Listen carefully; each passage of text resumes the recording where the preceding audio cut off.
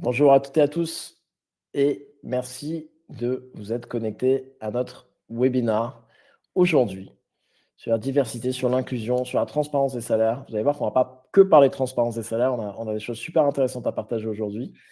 Et notamment, c'est pas moi qui vais partager des choses intéressantes, j'en partage rarement, mais ça va être plus Sandrine et Thomas qui vont le faire. Et je vais d'abord les laisser se présenter. Sandrine, est-ce que tu veux commencer? Allons-y, ravie, de vous retrouver, et d'échanger avec vous pour cette session. Donc moi, je suis, Sandrine Charpentier, CEO et cofondatrice de Mixity. Donc Mixity, on mesure et on pilote les politiques, diversité et inclusion, des entreprises et des écoles. Et des écoles, je ne savais pas ça, tout à l'heure. Et oui, c'est récent. Superbe, bravo. Thomas, à toi. Ah, on a, on a perdu Thomas. Ah non, attendez, on a perdu Thomas, mais Thomas revient, le double de Thomas revient. Thomas revient. Pareil que Bon, Thomas, on était à la phase, on t'a perdu un moment, on était à la phase des présentations. oui, Sandrine a ouvert le bal, à toi de oui, suivre. oui. Bonjour à tous, je suis Thomas Grévry, je suis responsable diversité et inclusion pour le groupe FDJ, la Française des Jeux. Merci Thomas et merci à vous deux de nous joindre, de se joindre à ce webinaire. Je pense qu'on a plein de choses à partager. On a 1 heure ensemble. On a prévu évidemment une petite trame. On va parler transparence des salaires, mais on ne va pas commencer par ça. On va commencer par un petit état des lieux du marché que vous a concocté Sandrine. Ensuite, on va un peu zoomer et laisser Thomas nous parler des choses assez incroyables, honnêtement, qu'ils ont fait à la Française des Jeux et comment ils en sont arrivés à, je pense, un état de l'art, ou en tout cas quelque chose qui, moi, personnellement, m'impressionne fortement là-dedans. Et après, on ouvrira un peu sur le sujet vraiment des enjeux à venir, et notamment des enjeux à venir quand il vient de transparence des salaires et de l'impact attendu, prévu, sur la diversité, sur l'inclusion. Mais on commence avec une vue un peu macro, avec l'experte du domaine. Sandrine, qu'est-ce que tu peux nous dire sur l'état des lieux un peu en France, de manière générale, diversité, inclusion, en zoomant un peu sur le salaire? Qu'est-ce que tu as comme chiffre pour nous aujourd'hui, comme constat aujourd'hui pour nous? Alors déjà, je suis super contente de faire ce webinaire avec vous parce qu'effectivement, en préparant, je me suis dit: «Mais j'ai 1000 choses à vous raconter, 1000 choses à vous dire, donc il faut canaliser un petit peu, et vous donner les éléments clés». Mais, l'idée, c'est aussi, d'échanger, et de répondre aux questions, que nos participants pourront avoir. Sur l'état des lieux, alors sur la diversité et l'inclusion et la politique des salaires, la transparence des salaires, c'est deux thématiques qui sont totalement imbriquées et corrélées, puisque ben, on le voit bien, la question de l'égalité, elle passe aussi par les politiques de rémunération, et on sait qu'aujourd'hui, on a encore beaucoup à faire pour être dans des approches équitables et progresser. Alors, si je prends les inégalités de salaire en France, aujourd'hui, on sait que les femmes gagnent encore 24% de moins que les hommes. Il y a plein de raisons à ça. Il y a déjà la notion du temps partiel versus le plein temps. Si on prend les personnes à temps partiel uniquement, on est à 16%. Et puis, si on prend vraiment les salaires à poste égal, en France, on est à 4%. Alors, ça, c'est un constat global. Après, si on prend les postes clés dans les organisations, notamment les postes de manager, l'écart se creuse entre les femmes et les hommes, notamment, puisqu'on est pour les cadres 7 à 8% de différence de salaire entre les femmes et les hommes, ce qui représente dans la vraie vie 7 000 euros par an quand même. Donc, c'est pas anodin, c'est une vraie différence. Et c'est aussi ce qu'on constate, nous, quand on évalue les entreprises, parce que notre métier, c'est d'utiliser les données, comprendre de façon factuelle ce qui se passe dans les organisations, avoir des éléments concrets pour savoir où on en est sur ces questions et comment on peut progresser. Donc, si on regarde les données, ce qu'on peut vraiment constater, c'est que de la même façon, on a sur les entreprises qu'on évalue, aujourd'hui, on a évalué 150 entreprises, que ce soit des startups, des PME, des grandes entreprises.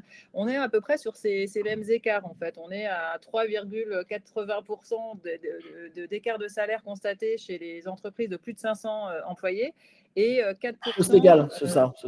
À poste égal, là, tu me parles ou écart moyen? à poste À égal. poste égal, À et poste poste égal. égal, d'accord. Et 4% dans les entreprises de moins de 500. Donc, on voit aussi que les plus petites entreprises ont aussi des écarts de salaire plus importants et que ce qui n'est pas mesuré dans l'index d'égalité femmes-hommes, qui est un outil de progrès pour améliorer, en tout cas pour éviter de discriminer sur les salaires, c'est que encore une fois, dans les postes clés, les postes de manager, on est sur des différences salariales qui sont supérieures aux fameux 5%.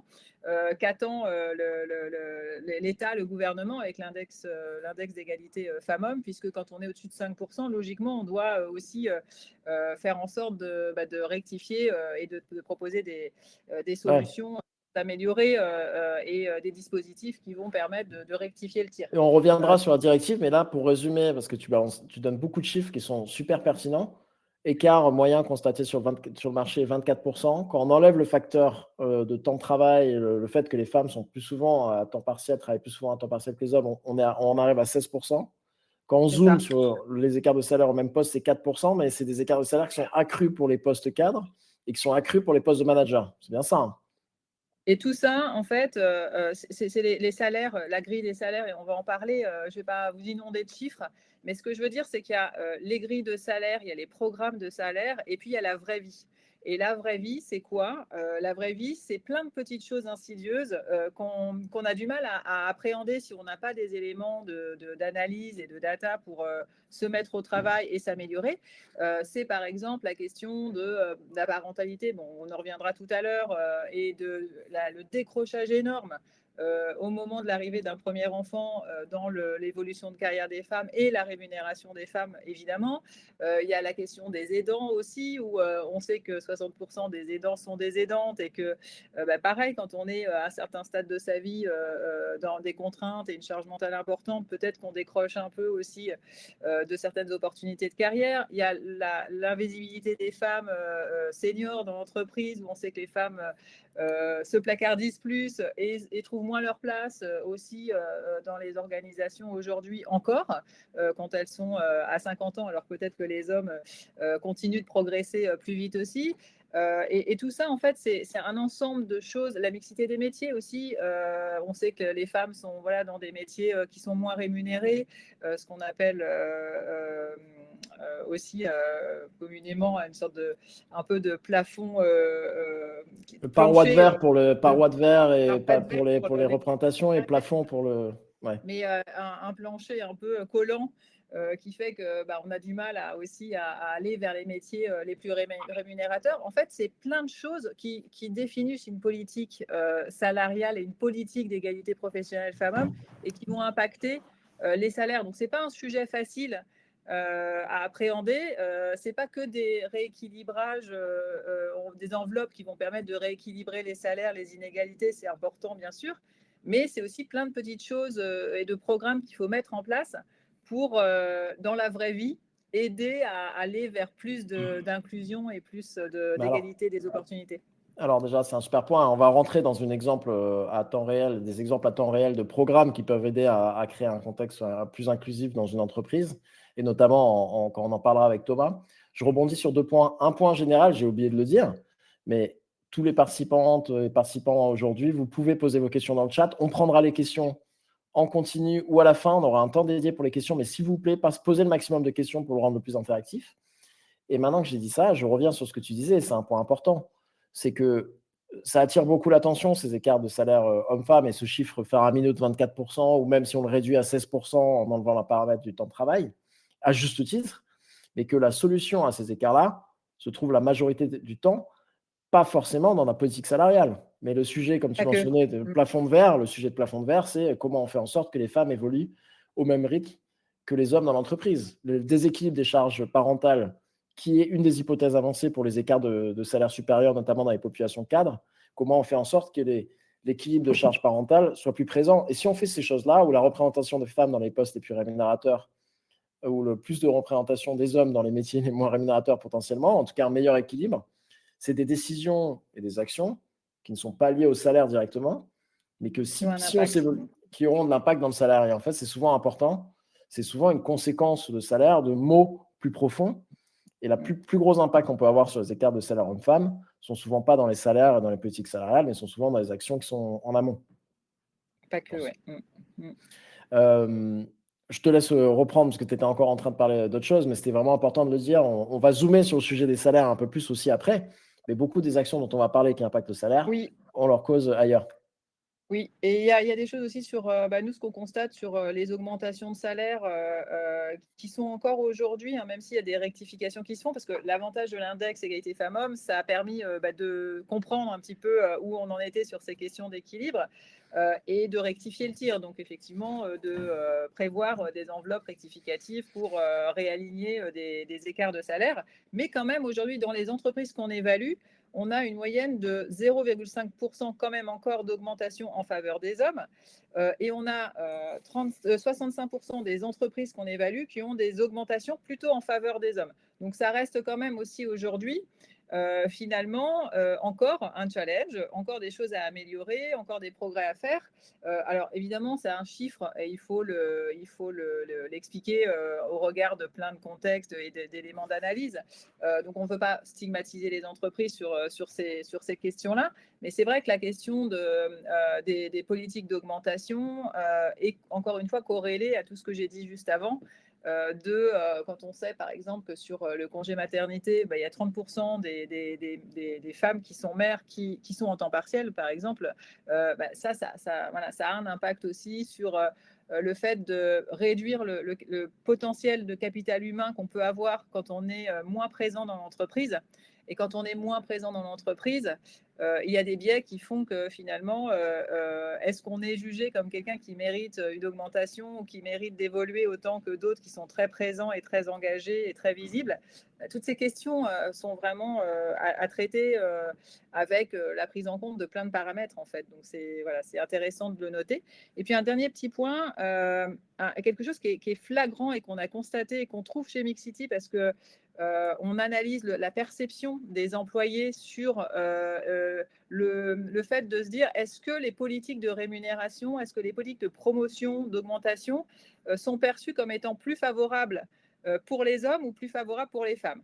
Et en fait, quand on regarde les données de façon agrégée, on se dit finalement, il n'y a pas vraiment de différence. Il peut y avoir un écart de 3-5% en faveur des femmes ou en faveur des hommes selon les entreprises. Mais quand on regarde ce qu'ont répondu les femmes ou ce qu'ont répondu les hommes séparément, en fait, on se rend compte que là, on augmente énormément et que souvent les femmes, avec un delta de 10% quand même et plus, ont l'impression que les promotions ou les augmentations sont plutôt en faveur des hommes.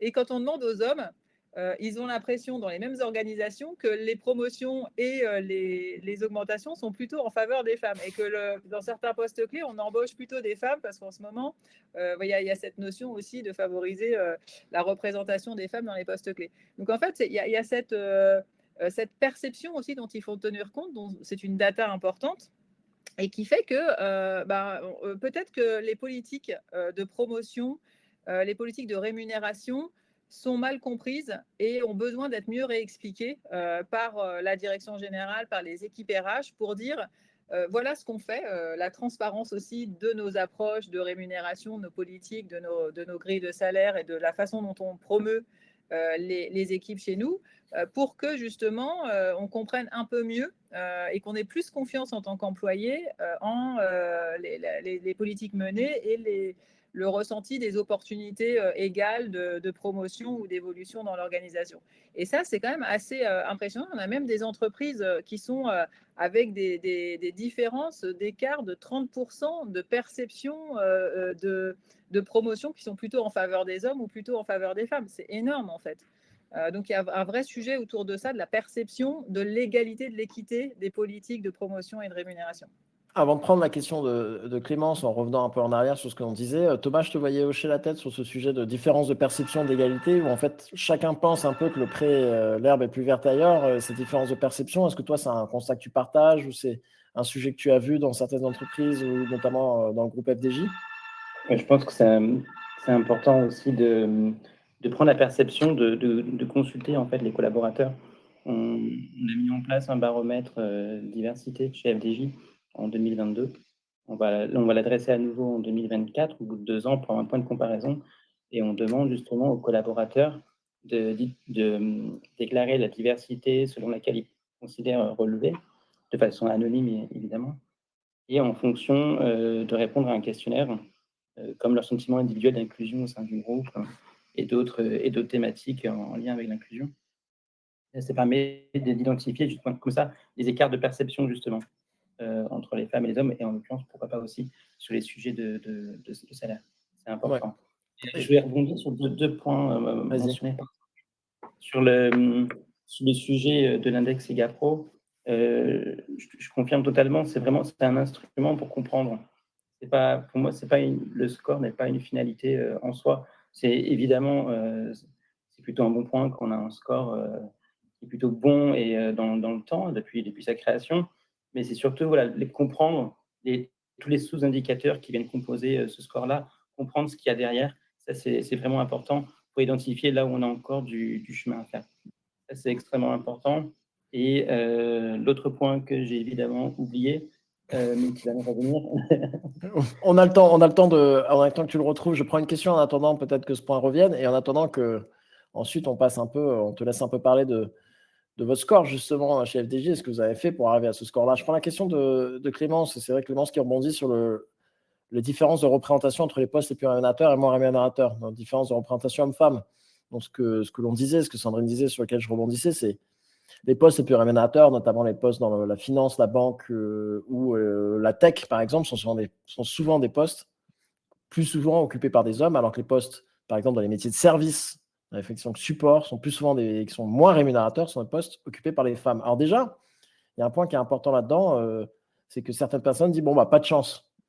Tant pis, enfin, il y a un côté pas de chance, ce qui est assez faux, parce qu'il y a un vrai lien qui a été montré au travers de l'histoire sur, en fait, plus il y a une proportion élevée de femmes dans un poste, plus les salaires tendent à descendre. Par exemple, la tech, c'est un bon exemple. À l'époque où la tech était un secteur dans lequel il y avait plus de femmes, ce n'était pas un secteur très rémunérateur. Et en fait, plus il y a eu d'hommes dans le secteur, plus le secteur est devenu rémunérateur. Donc, ce n'est pas juste pas de chance. Et je ne sais pas si vous voulez rebondir à la question de Clémence, c'est sur le côté valorisation peut-être des postes, valorisation des postes à des fonctions à prédominance féminine. Est-ce que Thomas Je ne pense pas que ce soit l'un ou l'autre, et je pense qu'il faut adresser tous les sujets en parallèle.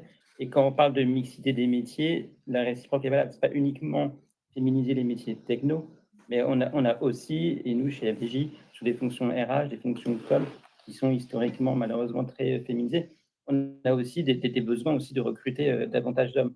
Et peut-être que faire venir des hommes sur ces fonctions-là va permettre de se reposer les questions justement des écarts de salaire. D'où l'importance aussi de regarder les écarts de rémunération par métier, puis aussi comparer les moyennes par métier au sein du groupe, pour voir s'il y a des décrochages en fonction des fonctions. Et là où, comme tu l'as dit, là où on voit qu'il y a des décrochages dans les fonctions techno qui ont connu en fait des grosses augmentations ces dernières années. Alors, tu disais parce qu'il y avait peut-être plus d'hommes, aussi parce qu'il y a des fortes tensions aussi sur ce domaine. Je pense que c'est multifactoriel. Mais en tout cas, je pense que c'est un sujet qu'il faut aborder de façon globale. Eh ben, très bien, ça nous permet sauf si Sandrine, tu voulais rebondir là-dessus, d'essayer d'enchaîner un peu sur l'étude de cas de ce que vous faites à la FDJ, Thomas. Donc, déjà, est-ce que tu peux présenter le périmètre de ton rôle? Parce qu'en fait, toutes les organisations, malheureusement, enfin, selon la taille, n'ont pas la chance, ou en tout cas plus que la chance, je pense, démontrer la volonté d'institutionnaliser un poste dédié à la diversité et l'inclusion. Est-ce que tu peux nous expliquer la teneur de ton poste et le périmètre? Bien sûr, parce que je pense que c'est assez spécifique suivant les entreprises. Parce que Sandrine connaît pas mal de mes homologues, et suivant les entreprises, le positionnement et le périmètre peut varier. Donc, dans mon cas, la diversité et l'inclusion du groupe, je suis au sein de la direction des ressources humaines. Je suis rattaché au DRH du groupe. Et fonctionnellement, je suis rattaché au directeur de l'engagement, donc qui intègre la RSE, puisque la diversité et l'inclusion est un des piliers de notre stratégie RSE. Donc j'ai cette double casquette, puisque en effet, il y a le sujet diversité au niveau des collaborateurs, mais pas seulement. C'est un sujet aussi transverse qui va adresser aussi la non-discrimination de nos prestataires et aussi au niveau de nos clients finaux. D'accord. Et donc, on rentre, maintenant qu'on a zoomé sur ce périmètre, on parlait de l'index EGAPRO tout à l'heure. En préparation à ce webinaire, je disais à Thomas, bon, votre index EGAPRO, Il est de 100. Il est 100 sur 100. Donc déjà, je ne sais pas si Sandrine, quelle fréquence des entreprises que vous auditez, qui sont peut-être parfois les meilleures de la classe, quelle fréquence d'entreprises ont 100 sur 100? Moi, je n'en ai pas vu beaucoup quand même. Il y a 2% des entreprises qui ont obtenu la note maximale. Donc voilà, c'est évidemment la FDJ fait partie des Happy Few qui s'engagent et qui ont mis des politiques en place pour atteindre cette note ultime de 100 sur 100. Donc c'est vraiment très peu des entreprises.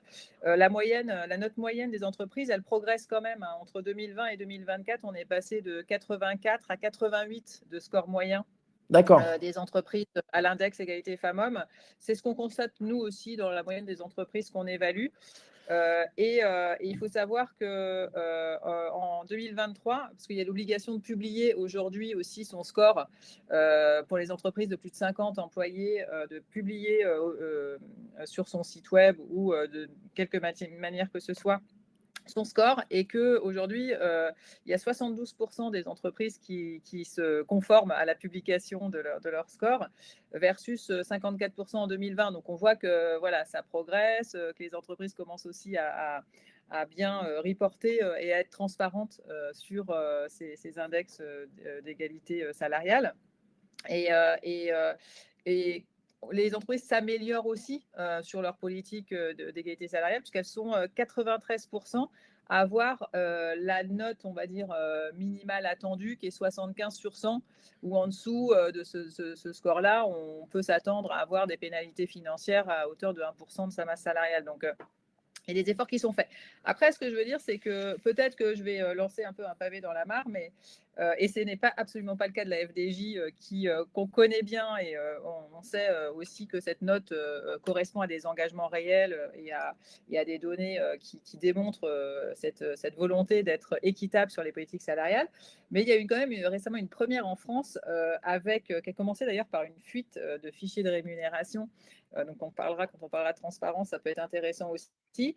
C'est ST Microelectronics, je ne sais pas si vous en avez entendu parler, qui a été condamné pour discrimination collective pour son site grenoblois, où pour la première fois, la Cour d'appel de Grenoble a condamné l'entreprise à verser 815 000 € à 10 salariés pour discrimination liée à des écarts de salaire constatés chez ces personnes, et à une volonté de ne pas avoir une approche non discriminante de l'évolution de carrière, de l'accès à la promotion. Donc là, il y a eu quand même des choses qui ont été pointées du doigt par un collectif de femmes qui ont été reconnues par la loi. Et ST Microelectronics atteint la note à l'index égalité femmes-hommes en 2022 de 93 sur 100. Ouais, donc ça, ça ne dit pas tout. Cet outil, il est très performant parce qu'il permet encore une fois de définir un standard de reporting sur ces politiques d'égalité femmes-hommes et ces engagements.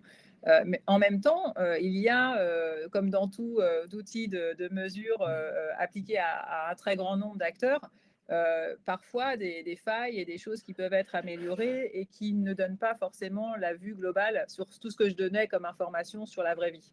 Ouais, on reviendra après sur les limites du système de l'index EGAPRO et des changements à venir, notamment avec l'implication de la directive européenne. Mais là, ce qui est bien, c'est qu'avec nous, on a quelqu'un, tu disais, il y a pas mal d'entreprises qui ont progressé, qui ont mis en place des mesures pour progresser. Et là, on a avec nous, avec Thomas, à la FDJ, une entreprise qui, en fait, dès la première mesure de l'index EGAPRO, a eu un score de 100%. Donc, j'étais presque déçu à la préparation du webinaire de me dire, mais non, Thomas, j'aimerais bien que tu nous dises comment vous êtes passé d'un score nul ou médiocre à un excellent score. Mais en fait, vous avez été toujours très bon dès la première mesure, 100 sur 100 pendant 3 ans. Est-ce que tu peux nous en dire plus sur des exemples d'actions qui vous ont permis d'avoir ce score-là? Encore 2% des clients de Nexity uniquement qui arrivent à avoir un 100 sur 100. Qu'est-ce que vous avez mis en place comme action pour arriver à un score aussi bon au sein de la FDJ? Alors, déjà, la première année à 100%, vous avez 3 ans, nous avons 100% pour FDJ-SA. On ne s'est pas réveillé le jour de la mise en place de l'indicateur en disant on va sortir une dizaine de mesures et vous allez voir, on aura 100%. Ça, on s'est surtout réveillé il y a 10 ans.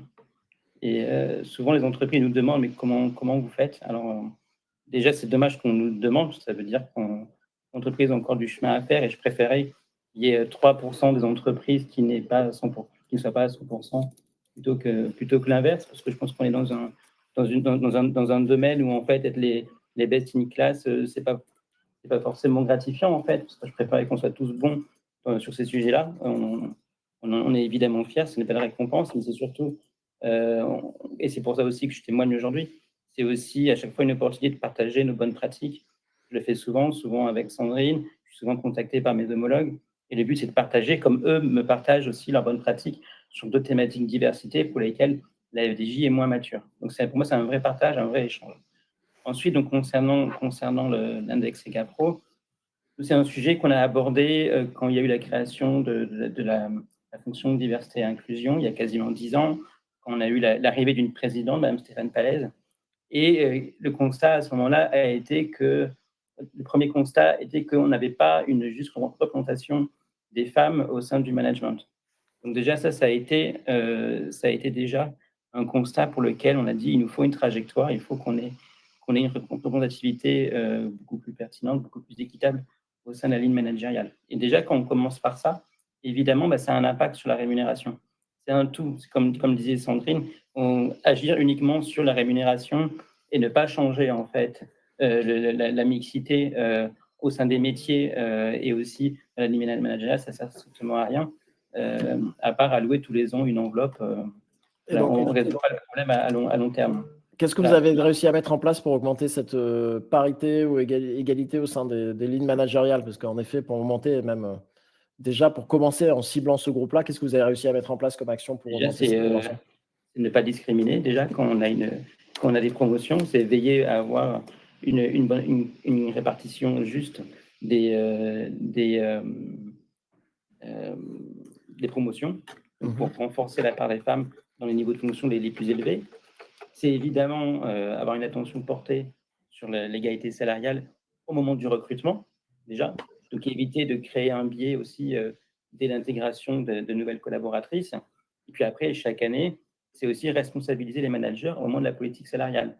C'est-à-dire les managers, quand chaque année, ils font les demandes d'augmentation liées à la performance, déjà, ils sont responsabilisés sur le fait d'avoir une juste répartition des augmentations. Et après, en deuxième lame, on fait une analyse des disparités, des écarts de rémunération non genrés, métier par métier, et on regarde déjà s'il y a des variations. Et après, on regarde si c'est dû au genre ou pas, et on rééquilibre. On a chaque année un budget qui est alloué pour cette politique de rattrapage de rémunération. Je veux zoomer sur un point, Thomas, qui était par exemple le sujet de veiller aux écarts de salaire à l'embauche, parce que c'est un point très important. Il y a quelques études qui ont montré, il y en a une d'une université en Suède qui s'est avancée en disant qu'en fait, à poste égal, les écarts de salaire les plus importants sont souvent justifiés par un écart créé à l'embauche, en fait, et souvent par des processus un peu plus ou moins consciemment discriminants, notamment via la place laissée à la négociation qui a tendance à, en moyenne, très fortement bénéficier aux hommes. Qu'est-ce que vous avez mis en place au côté du recrutement pour vous assurer de ces écarts? C'est quoi la recette pour aider de ce côté-là? On a une formation systématique de tous nos managers qui recrutent, au-delà des fonctions RH pour lesquelles c'est juste évident, c'est la base, mais tous les managers qui sont amenés à recruter sont formés régulièrement, dès leur arrivée chez FDJ, au fait de recruter sans discriminer, et ça, y compris sur la partie rémunération. D'accord. Et sur la partie rattrapage, tu as arrêté au moment où tu partais de ce budget de rattrapage qui est alloué chaque année. Donc déjà, ce qui n'est pas le cas dans beaucoup d'entreprise, malheureusement, pour suivre ce budget. On a un pourcentage de la masse salariale qui est dédié à ce budget de rattrapage. Et comment il est ensuite appliqué et ventilé sur l'intégralité de la population? Est-ce que c'est libre à chaque business unit? Est-ce qu'il y a vraiment une poche? C'est centralisé au niveau RH. D'accord. Il y a une revue. Il ne faut pas que l'enveloppe soit utilisée par les managers à la place d'une augmentation liée à la performance. On ne laisse pas la maîtrise au niveau des managers. On les responsabilise. Déjà, on regarde quel est l'état de l'écart de rémunération post-augmentation par les managers. Et après, on regarde les écarts qui sont résiduels et on applique à bon escient cette enveloppe. Et on regarde à nouveau combien on est. Et l'intérêt est que l'année suivante, pour laquelle il y a eu entre deux donc des recrutements qui peuvent venir à nouveau, malheureusement, accroître, mais ça, on regarde. Ce qui est intéressant, c'est chaque année, quand on revient à une nouvelle campagne d'augmentation, de constater que l'écart a continué d'année en année à se réduire même avant l'application de cette enveloppe. Ouais, d'accord. Donc, c'est après ce processus, donc, les managers contribuent aux déterminations des augmentations individuelles, j'imagine peut-être sur la Oui. base de critères tels que la performance, etc. Après ce constat-là, vous suivez l'équipe RH en centrale, donc suit les résultats à l'issue de ces recommandations et vient appliquer par-dessus dans un budget de rattrapage homme-femme pour compléter ces augmentations individuelles, c'est ça? Oui. Et le but, c'est après la petite salariale de l'année suivante, de constater que l'enveloppe n'a pas servi à compenser des nouveaux écarts qui vont se créer au moment des recrutements, au cours de l'année, par exemple. Donc Le ça, but, c'est de l'idée, c'est que dans un cas, une situation idéale, c'est que le budget alloué au rattrapage devrait diminuer au fur et à mesure des années. Oui, c'est notre cas et le but, c'est d'accentuer cette réduction d'écart d'année en année. Et donc c'est ce que vous avez réussi à constater, c'est-à-dire les actions que vous avez prises vous permettent d'augmenter la situation, d'améliorer la situation et donc de réduire cet écart de rattrapage d'année en année. Oui, oui. Et ça, là-dessus, Thomas, tu nous partageais une stat géniale, si tu es prêt à partager, c'est l'historique de réduction des écarts de salaire homme-femme au sein de la EDJ, si tu peux en dire plus.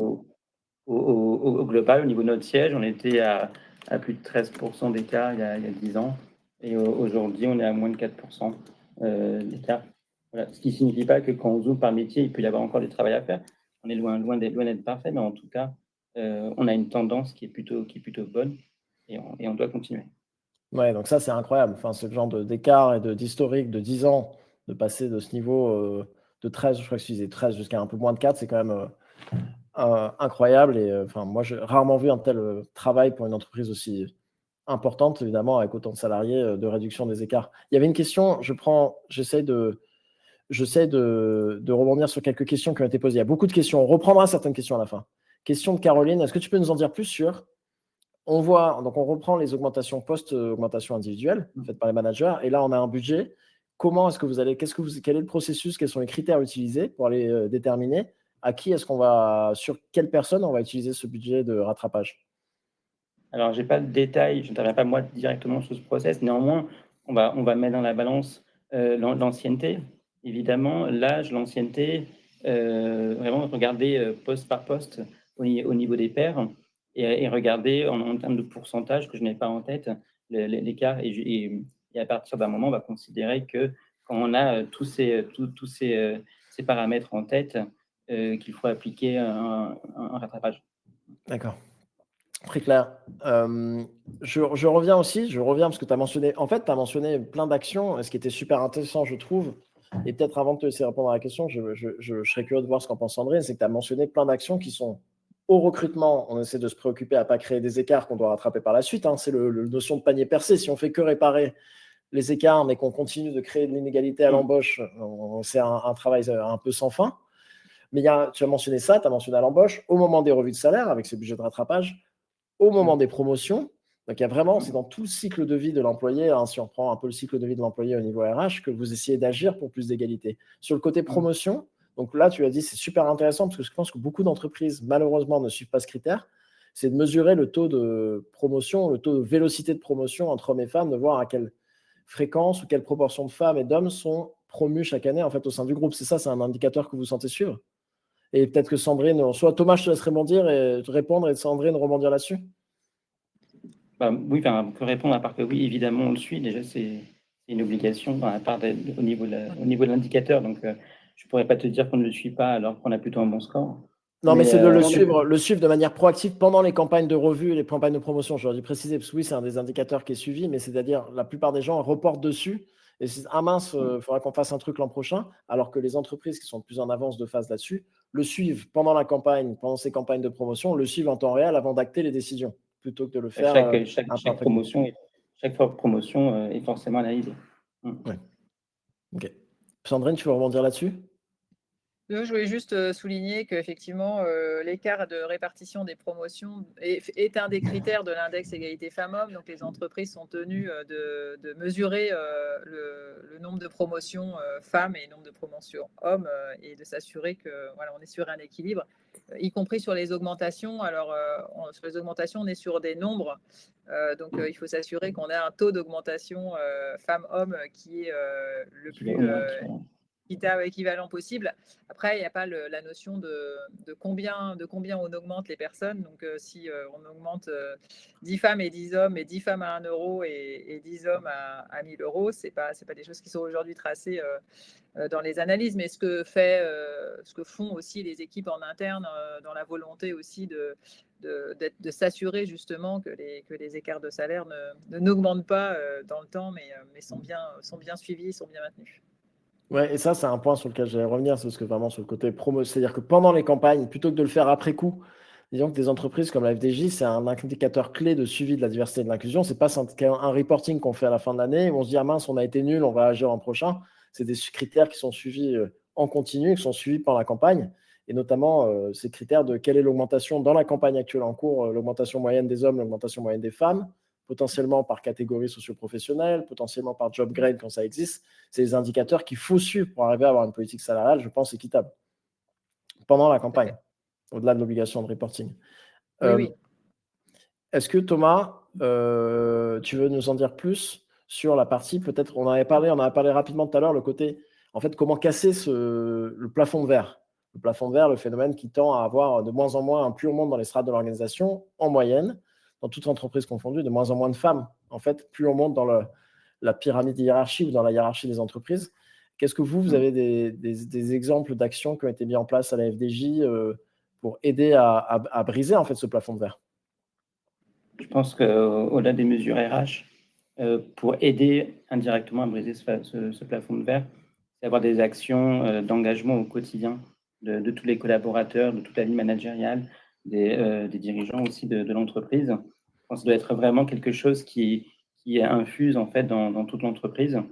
Et pour avoir par exemple du mentorat qui est souvent utilisé en entreprise, avoir aussi incité aussi les femmes à prendre la parole aussi. Et donc, comme exemple, chez FDJ, par exemple, on a évidemment un réseau interne, All-in.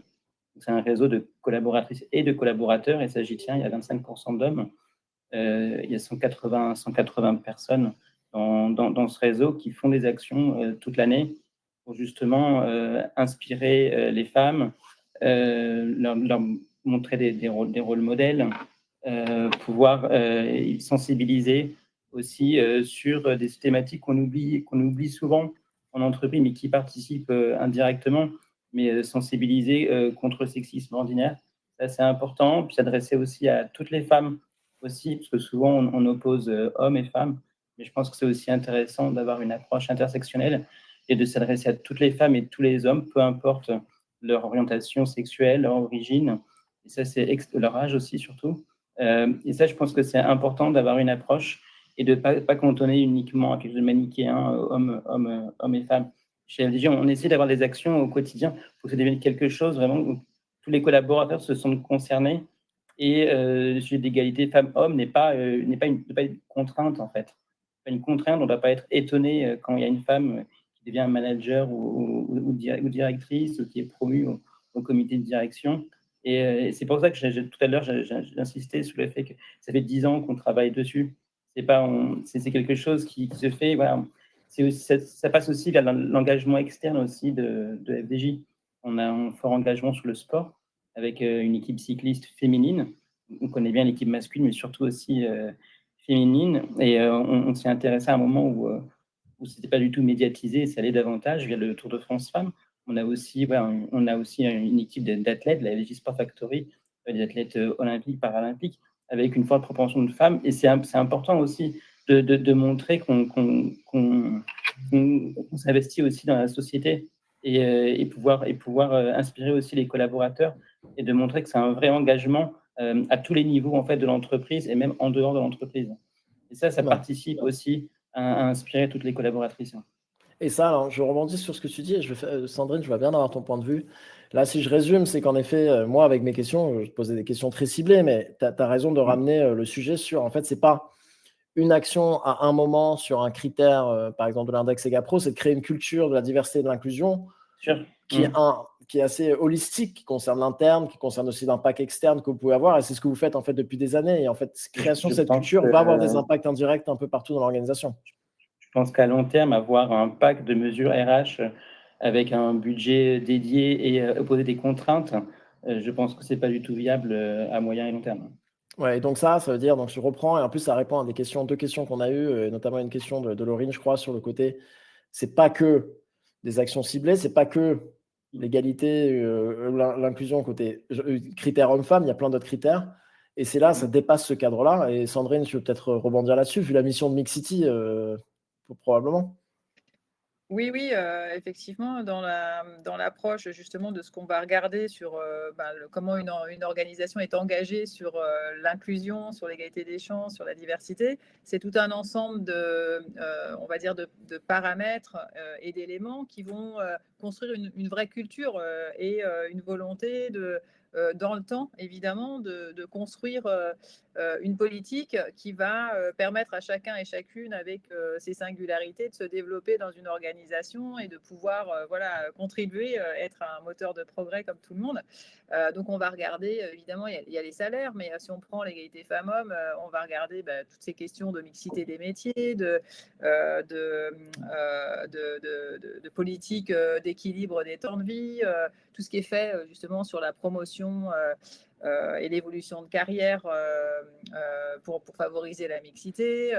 On va regarder aussi les engagements externes de l'organisation sur comment elle porte des valeurs authentiques aussi, parce que l'idée, c'est pas de faire des choses qui sont décorrélées de l'ADN et de la culture globale de l'organisation. C'est comment on reste authentique et on va, à partir de ce qu'on est et des valeurs humaines qu'on porte, apporter une contribution à la fois en interne et en externe. Donc, c'est des choses qui sont importantes à regarder. Et c'est vraiment essentiel de se dire qu'on est dans une approche de construction dans le temps et que c'est pas, effectivement, deux actions qu'on va plugger sur un programme pour adresser ces enjeux.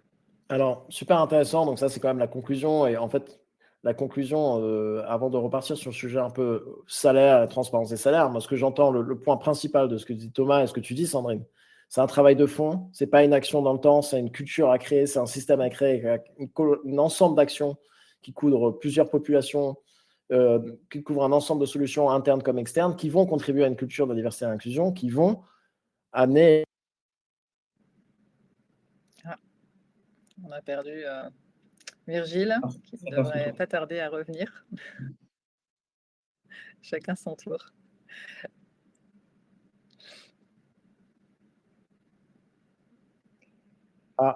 Je me suis fait. Google Chrome s'est éteint. Il n'avait pas envie que je finisse ma sentence. Google Chrome a complètement quitté. Donc, j'étais en train de dire action globale, culture à créer. Maintenant, si on rezoome sur la partie, si j'arrive à reprendre le fil des choses, une fois que Chrome m'a fait sortir du webinar, sur le côté, si on zoome sur le côté salaire, donc je vais rebondir. On a fait tourner un sondage qui parle de la directive européenne sur la transparence des salaires, donc qui a été votée en 30 mars dernier, qui va se mettre en place et transposer dans la loi dans les 3 prochaines années.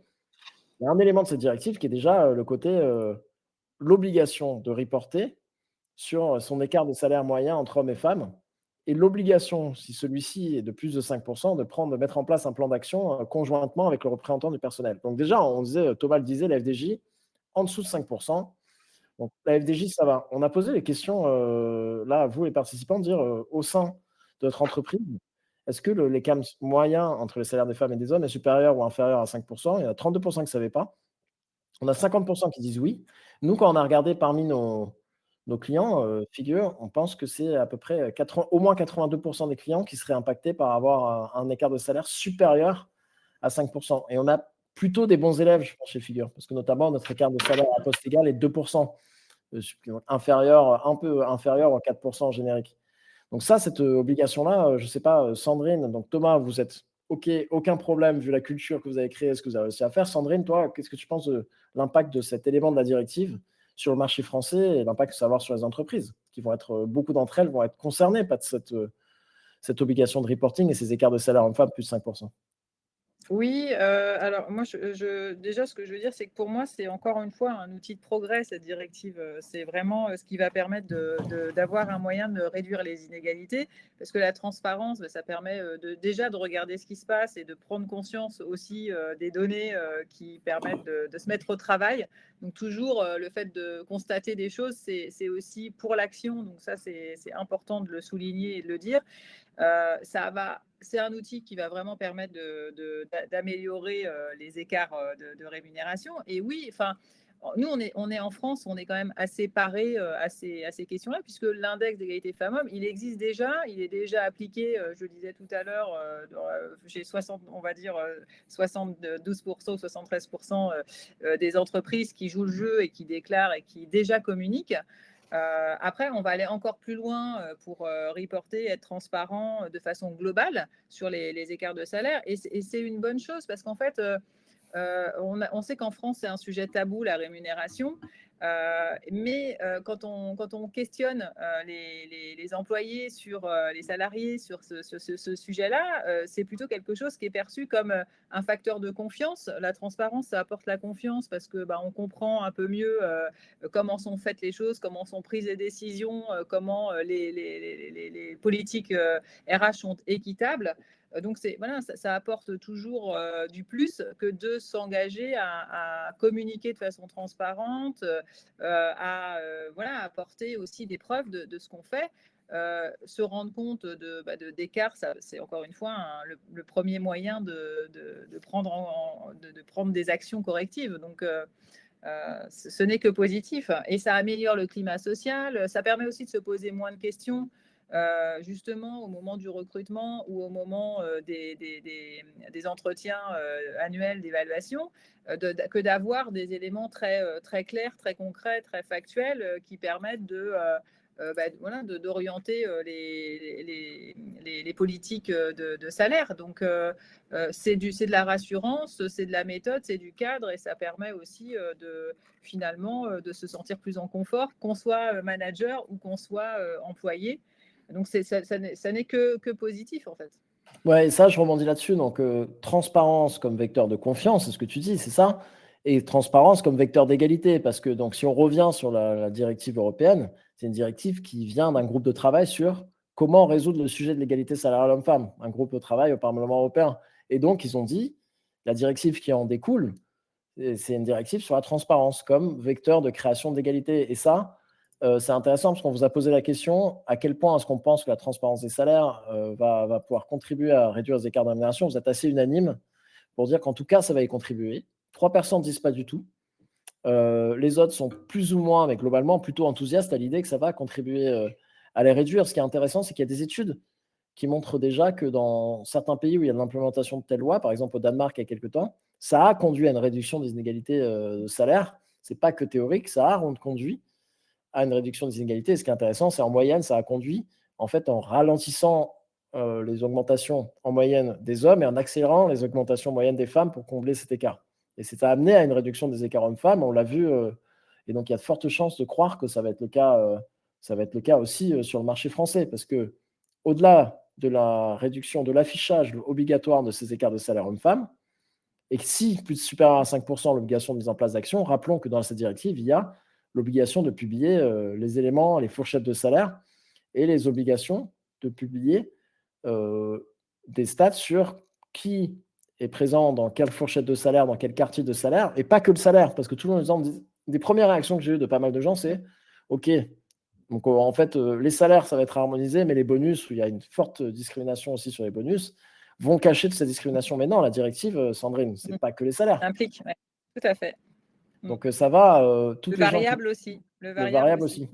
Et le taux d'éligibilité aux primes, c'est-à-dire quel pourcentage d'hommes, quel pourcentage de femmes reçoivent tel ou tel type de prime, le montant moyen, tout ça va être mis en lumière. Donc ça va être un changement quand même fondamental sur le marché. Je sais pas.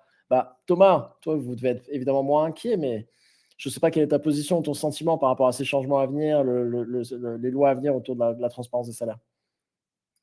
Je partage la position de Sandrine. C'est vraiment un instrument supplémentaire qui va nous donner un nouveau prisme, un prisme complémentaire. Voilà, on essaie, nous, sur d'autres thématiques, d'être transparent et collaborateurs. L'index EGAPRO, tout à l'heure, je parlais du baromètre diversité tous les 2 ans, que l'on restitue à nos collaborateurs, à nos représentants du personnel, que l'on restitue en conseil d'administration. Il y a aussi l'empreinte Mixity aussi qui contribue. Je pense que c'est intéressant, suivant le niveau de maturité, les défis que l'entreprise veut adresser, c'est de trouver les bons instruments de mesure pour pouvoir adapter, compléter sa feuille de route en matière de diversité. Et ça, j'ai une question pour toi, Thomas, là-dessus. Et après, je vais revenir sur quelques questions. J'ai essayé d'en couvrir et de rebondir là-dessus. Notamment, il y avait des questions sur la transparence des salaires. Mais moi, mon sentiment, et je serais curieux d'être challengé par vous deux, c'est qu'en fait, l'index EGAPRO n'est pas un outil de marque employeur, n'est pas un outil vraiment regardé tant que ça par candidate et candidat, parce qu'il est un peu opaque, il n'est pas compris. On voit tout le monde dans des bons scores. Sandrine, tu parlais du cas d'entreprises qui peuvent avoir à 93% et pour autant être condamnées pour discrimination salariale collective. Moi, ma vision, c'est que cette loi sur la transparence des salaires vont permettre aux bons élèves, ou en tout cas, bons élèves, je pense que c'est trop réducteur, aux leaders, aux pionniers, à ceux qui sont les meilleurs dans cette catégorie, comme toi, Thomas, et vous, à la FDJ, de briller et d'avoir une marque employeur qui va être encore meilleure parce que vous allez pouvoir rayonner bien plus. Vous allez être montré comme les entreprises vont être plus exposées directement sur des choses comme les écarts de salaire, les écarts de traitement de femmes. Les meilleures entreprises dans ce domaine comme vous allez gagner en marque employeur, non? Ça va forcément être une nouvelle très positive pour vous. Je pense que ça y participe, évidemment, mais ça ne suffit pas. Non, c'est sûr que ça ne suffit pas. C'est sûr que ça ne suffit pas. Mais qu'est-ce que tu en dis, Sandrine, toi, là-dessus, le côté exposition, transparence et l'enjeu que ça représente au niveau marque employeur? La transparence, pour moi, effectivement, c'est les valeurs de Mixity. C'est la confiance, c'est le fait aussi de pouvoir expliquer, donner du sens et expliquer ce qu'on fait, comment on le fait, pourquoi on le fait, et de donner un maximum d'informations et de preuves.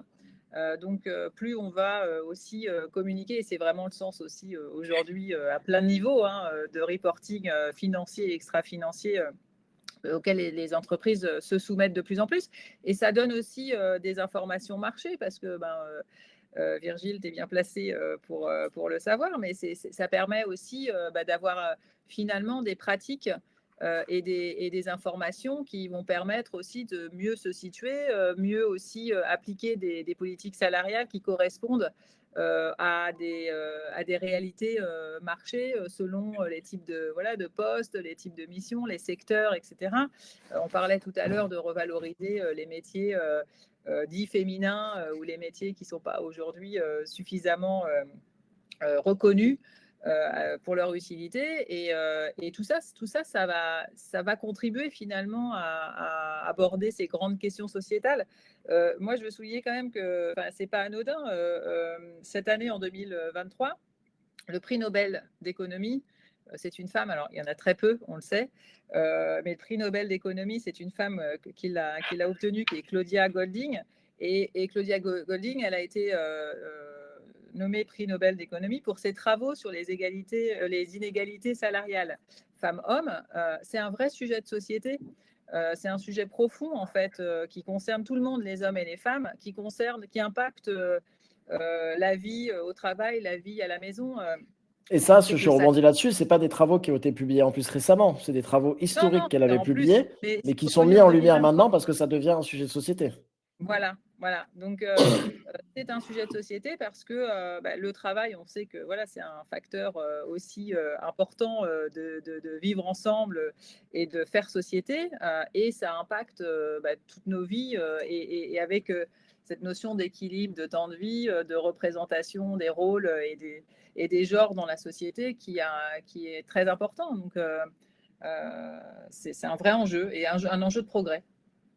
Une question de Brigitte, alors une question un peu technique, Brigitte. Est-ce que sur le lié la négociation collective obligatoire aux mains de partenaires sociaux et l'index EGAPRO, qui va être révisé dans les 18 prochains mois aussi, notamment pour prendre en compte des mesures de la directive. Ça, c'est important à préciser. Est-ce que, et d'ailleurs, je repars là-dessus, qu'il y ait des gens qui gardent en tête que la directive est quelque chose qui doit être transposé dans les 3 prochaines années dans les lois, notamment les lois en France, oublient que c'est au plus tard dans les 3 prochaines années et que c'est pour ça que certains éléments de la directive vont être implémentés déjà dans cette revue et cette refonte de l'index EGAPRO. Est-ce que vous avez une opinion là-dedans liée à la négociation collective et l'index? C'est une question assez technique. Mon point de vue, c'est que de toute façon, les éléments contenus dans cette directive, on ne les a pas tous mentionnés. Il y a le droit à l'information des salariés. Donc, les salariés vont avoir le droit de demander à leur employeur comment est-ce que je suis payé comparé à des gens qui font un travail de même valeur. On introduit cette notion de travail de même valeur et l'entreprise va devoir répondre dans les 2 mois. Et voir cette obligation de plan d'action conjoint entre représentants du personnel et partenaires sociaux et l'entreprise en cas d'écart plus 5%, on l'a dit, ça devrait concerner au moins 80% des entreprises dans l'état actuel des choses. Donc, de toute manière, ça va devenir un énorme sujet sur la table lors des discussions avec les représentants et les partenaires sociaux. Qui ont un rôle très fort à jouer aussi dans ces questions-là et de partenariat avec le management des entreprises pour construire ensemble un modèle qui va vers le progrès, hein, encore une fois. Hein, on est plutôt là en joie, en fait. Hein, on est content, non? On est plutôt content. Écoute, on avait un webinaire sur le sujet de la transparence des salaires, justement, aussi hier. Et le sentiment prédominant des participants était quand même la confiance et l'enthousiasme. Il y avait très peu de crainte. Donc, je pense que pas mal de gens dans la profession sont enthousiastes et voient les bénéfices, ce que montrait notre sondage tout à l'heure, de la transparence et de l'impact que ça va avoir sur l'égalité homme-femme et l'égalité au sens plus large. Et d'ailleurs, au sens plus large, une question qui est pertinente, Julieta, et qui te permet de parler un peu plus de Mixity aussi, et qui revient en plus sur ce que Thomas disait tout à l'heure. C'est pas le sujet de la diversité et l'inclusion, évidemment, c'est l'index EGAPRO, c'est une micro-partie de reporting obligatoire, mais les actions et les mesures à mettre en place dépassent largement le cadre de l'index EGAPRO.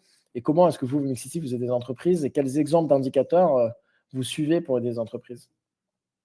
Oui, alors évidemment, c'est un petit bout, la question des salaires, même si c'est non négligeable et que ça a un poids dans les politiques d'égalité professionnelle femmes-hommes.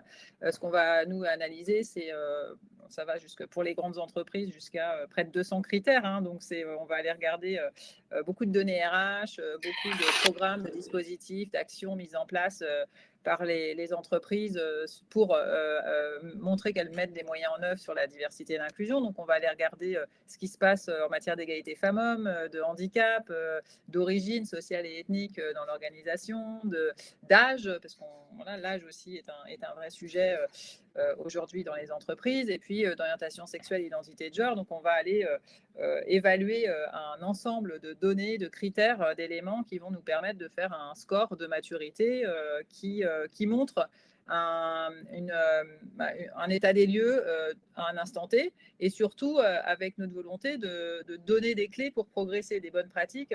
On échange avec les entreprises, avec les acteurs qui adressent ces sujets-là dans leur organisation. On collecte beaucoup de bonnes pratiques, beaucoup de dispositifs, beaucoup d'actions, beaucoup de réflexions sur ces sujets. Et notre but, c'est de repartager également, comme le dit Thomas, ces bonnes pratiques, ces actions pour aller plus vite, accélérer. Parce que notre volonté, c'était de se dire, effectivement, on ne va pas attendre 200 ans que l'égalité des chances soit perçue réellement et vécue dans les organisations. Et puis, on va aussi aller regarder la perception des équipes sur ces sujets de diversité et inclusion. Je le disais tout à l'heure sur le fait que, par exemple, souvent dans les organisations, on constate que les femmes pensent que les hommes sont plus promus, et inversement, les hommes pensent que les femmes sont plus promues. Donc, il y a des choses qui disent aussi, et qui apprennent et qui permettent de rectifier aussi le tir sur certains sujets. Et puis, on va aussi aller regarder de façon très fine et avec de nombreux critères comment on peut s'assurer qu'on est performant sur les actions qu'on mène et les politiques qu'on mène sur la diversité et l'inclusion, pour tout le monde en fait, pas que pour, comme on le disait, une catégorie de femmes ou une catégorie d'hommes, mais sur toutes les populations, que ce soit sur l'inclusion LGBT, sur les différents handicaps, sur les origines, quelles qu'elles soient, toutes les générations qui se côtoient dans une entreprise, et vraiment aussi tenir compte de toutes ces nuances et de toutes ces réalités qui font l'entreprise aujourd'hui, en fait. Et ça, c'est difficile à modéliser. C'est tout notre travail de recherche et de développement pour réussir à faire une cartographie qui soit la moins biaisée possible et en même temps la plus holistique et la plus connectée à la réalité du terrain. Alors, je vais rebondir là-dessus pour dire, et pour finir sur le sujet bonnes pratiques et conseils. Donc, un conseil pour avoir de se rapprocher de toi et de vous, Sandrine, chez Mixity, pour du soutien sur ce sujet. Mais toute entreprise qui veut commencer à se lancer sur ce sujet, qui n'est pas un leader, et loin de là, comme vous l'êtes Thomas.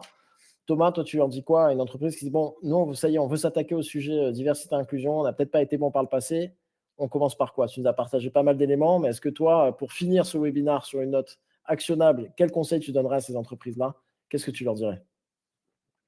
Commencer par un diagnostic, évidemment, pour ne pas après s'éparpiller, pouvoir avoir une feuille de route avec prioriser. Je pense que c'est important.